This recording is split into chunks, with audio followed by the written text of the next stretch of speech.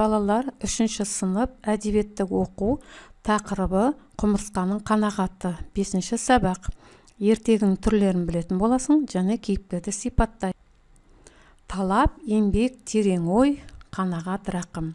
Осы сөздер қай шығарма есіңе түсірді? Әрқайсы туралы өз ойыңды білдір.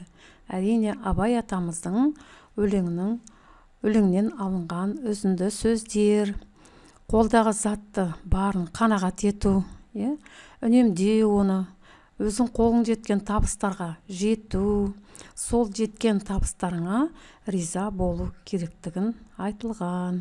Тағы да кімде қандай ой бар екен? Ендеше бүгінгі біздің тақырыбымыз құмырсқаның қанағаты. Балалар, мәтінді түсініп оқыңдар. Бұл ертегі. Сондықтан ертегіде суреттер де көрінді. Осы сурет арқылы не байқап, не айтуға болады? Яғни мына жерде мынау дән, атайдың берге жаңа құмырсқамен арасындағы әңгіме. Содан кейінгі құмырсқаның жаңағы шынамдылығы мен қанағаттылығына риза болады, қайран қалады атай. Яғни атай дегеніміз ғұлама. Сондықтан мәтінді түсініп оқыңдар. Біз сұрақтарға жауап береміз. Оқыған мәтіндеріңіз сүйеніп, құмырсқаны сипаттап жаз дейді. Мәтіннің аты өзіміз алдында өтіп кеткен Иван Крыловтың Шегіртке мен құмырсқа, яғни Абай атамыз аударған болатын. Екіншісі құмырсқаның қанағаты. Мәтіннің түрі, мысал, құмырсқаның сипаты ақылды, еңбекқор, ал құмырсқаның қанағат деген ертегі, шыдамды және қанағатшыл. Енді төртінші, сенің бойыңда осы аталған сипаттамалар бар ма? Бір-біріңмен пікірлес. Мүмкін бар шығар, кейбірі ақылды балалар болады.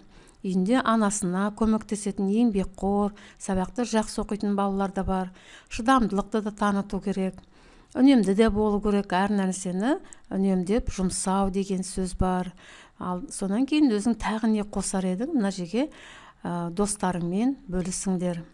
Бесінші, ертегілерінің қандай түрлері болатын есіңе түсір. Берілген ертегі қай топқа жататынын айт.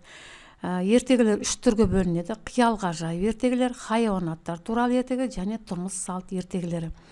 Бүгінгі біздің құмырсқаның қанағаты ертегі жатады, соның ішінде қиялға жайып ертегі. Себебі құмырсқа сөйлеп тұр, сондықтан ол қиялға жайып ертегі жатады. Қиялға жайып ертегі мінекей ертөстік, Керқұлаты Кендебай, күн астында Күнекей қыз атты ертегілерді келтіруге болады. Бұл ертегілерде жалғыз көзі дәу, мыстан, жалмауыз кемпір, жесір нақ, сондықтан бұлар адамның қиялынан шығарылған ертегілер. Келесі хайуанаттар туралы ертегі.